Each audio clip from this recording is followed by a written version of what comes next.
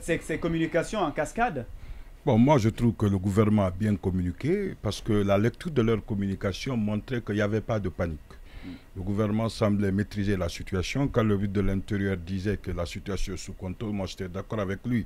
C'est comme s'il savait, oui, il avait dit, de l'administration, il avait dit que la situation était sous contrôle et j'avais l'impression qu'il avait raison. Ils ont contrôlé toute la journée, ils ont fait ce qu'ils voulaient faire et à juste raison quand même, ils ont tiré de trop et en blessant peut-être avec des balles perdues beaucoup de citoyens.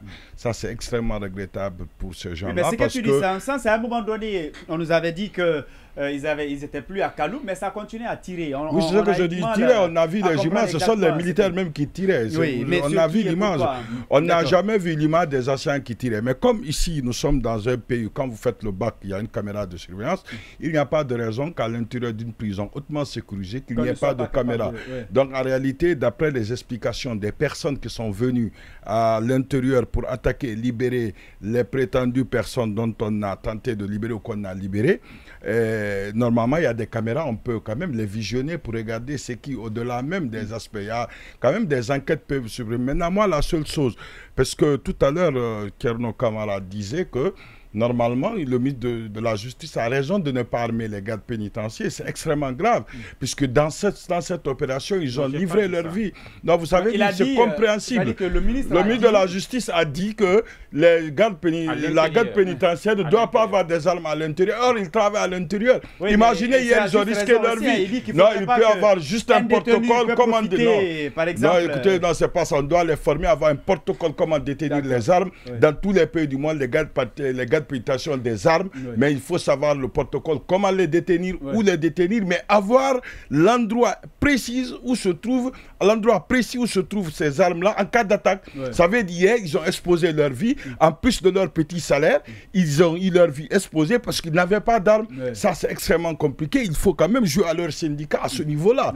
Maintenant, sur les questions de savoir ces communications-là, moi, je voudrais que le gouvernement ne tombe pas aussi bas dans les questions de communautarisme en réalité.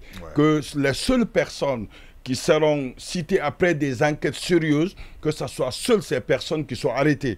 Puisqu'il faut éviter de passer, de se permettre de s'ouvrir le chemin pour arrêter toutes les personnes qu'on craint. Et je pense que le gouvernement n'ira pas de ce côté.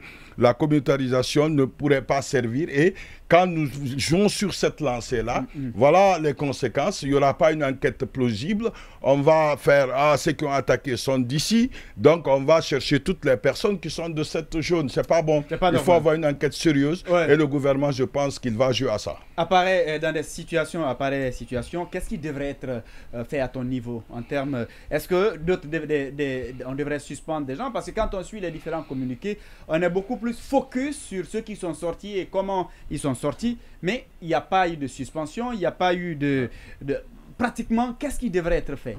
On a comme l'impression que quand nous sommes en période de transition, que tout est permis, pendant que c'est une période également qui est encadrée par le droit. Et d'autant plus que ceux qui sont intervenus hier sont de hautes personnalités de l'État et qui font des communications qui les opposent même. Et ça, c'est vraiment regrettable. Ça relance encore la question de vouloir pour occuper un poste de responsabilité dans un État aussi en bonne santé, il faut passer par des écoles, notamment des écoles d'administration. Cela est extrêmement important de signaler. En termes de communication, en réalité, ceux qui ont fait de la bonne communication hier, moi je pense que ce sont les avocats de la défense, parce qu'ils sont allés dans le même sens.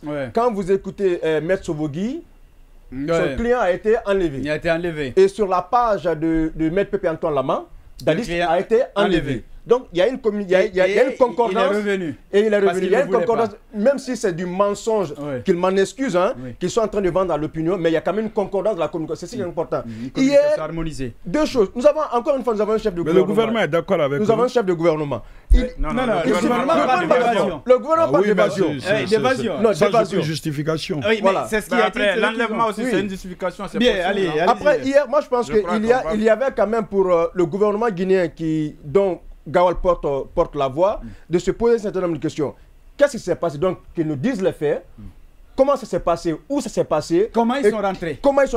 Qui en sont les acteurs? Qui sont-ils? Et quelles sont les dispositions qui sont prises? Aussi simple que cela, que de nous vendre des choses au point de créer davantage la psychose au sein de la cité. Je pense que, encore une fois, il y a quand même à s'interroger sur les jours à venir.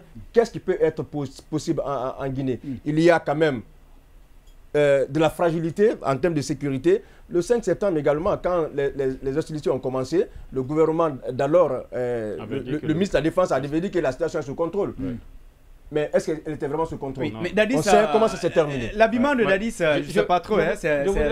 Alors, mais Thierry, j'ai envie de... C'est le maillot de Toumba, ça. Dadis, alors...